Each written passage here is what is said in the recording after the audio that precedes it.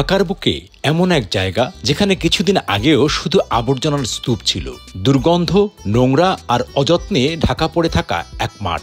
এখন সেই জায়গায় কিছু অবিশ্বাস্য ঘটনা ঘটছে।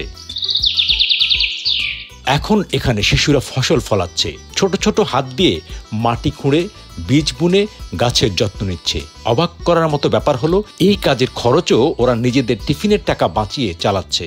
এই জায়গা ছিল ময়লা আবর্জনা, আমরা পরিষ্কার করে সবাই করতেছে, তাই আমরাও করতেছি। আমরা দুই বন্ধু মিলা করতেছি, আমরা চাষ করতেছি, ওই শাক, ভেন্ডি, কুই শাক সব রকমেরই। তারা শুধু চাষাবাদই করছে না, স্কুলের পড়াশোনার পাশাপাশি নিজেদের আয়ও করছে। আর এই কাজে ব্যস্ত থাকার ফলে তারা খারাপ সঙ্গ থেকেও দূরে থাকছে। স্কুলে যে সময় ভাড়া যেতাম, তারপরে যে দেখতাম চাষ করে আমরাও করতাম। আমরা চিন্তা করলাম ওই যে এই জায়গায় ময়লা ছিল না, এই যে ওই আবর্জনা ছিল, পরিষ্কার করছি কোদাল দিয়া, পরে যে চাষ করছি। প্রথম ছোট জায়গা লিখছি, পরে আস্তে আস্তে বাড়াইছি। এইসব ভালো লাগে, সৌন্দর্য একটা লেগে। অনেকদিন হবে, 3-4 মাস।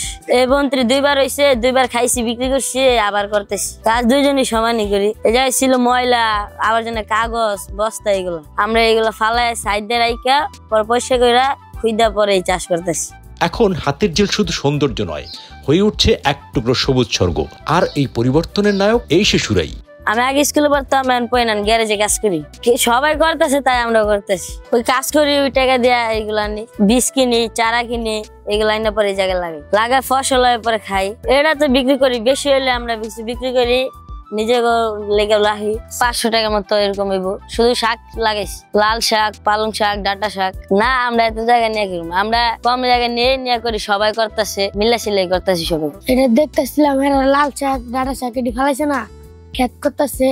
আমরা এক সাইডে লইলিস, আমরা কোদাল দিয়ে পরিষ্কার করে এক সাইডে ফালাই পরে লিস। ওরা এই যে আমাদের মুরব্বী যারা আছে এরা করে, এগো দেখা দেখি ওরাও প্রতিদিন আসা যাওয়ার মধ্যে দেখে দেখে এদের অভ্যাস হয়ে গেছে। এখন তারাও মুরব্বীর মতো চাষিবাস করে হচ্ছে। 4-5 মাসের মতো আমরা করছি। বুঝে বলতে কি, একজনে দেখা দিতেছে, লগের একজন করতেছে, আবার ওই মুরব্বীরা করতেছে, এগোর থেকে আবার দেখতেছি। জি, এই যে এগো হাতে নিজের হাতে লাগানো হয়েছে লাল শাক, পালং শাক, এই যে আবার ধনিয়া পাতা, আজকে আবার 300 টাকার বেচা হয়েছে। ওরাই বেচছে, এই যে লাল শাক বেচছে 200 টাকার, 100 টাকার। ধনিয়া পাতা শুরু করছে বলতে কি, এই মা বাবা যে নাস্তার যে টিফিনের কষ্ট দিত, ওটা জমায় আবার ওই মুরব্বীগো খেতে চাষবাসের একটু কাজ কইরা হেগোতে কিছু টুকিটাকি টাকা মিলাইয়া স্কুলে পড়তো। স্কুলে যাওয়া আসার সময় এগুলো দেখা অভ্যস্ত করছে। তারপর থেকে এখানে যায় না, এখন তাদের ব্যক্তিগত ব্যাপার, কিন্তু এখানে কাজ করে এটা নিয়ম মতো দেখলাম। প্রত্যেকদিন বিকালবেলা পানি দিয়ে আর সকালবেলায় একটু ঝাড়ু মারু দিয়ে, এইরকম। তাই যদি একদিন টাটকা শাকসবজি কিনতে চান, চলে আসতে পারেন হাতের ঝিলে। কারণ এখানে সবুজ সবজি নয়, আছে ভবিষ্যতের এক টুকরো স্বপ্ন।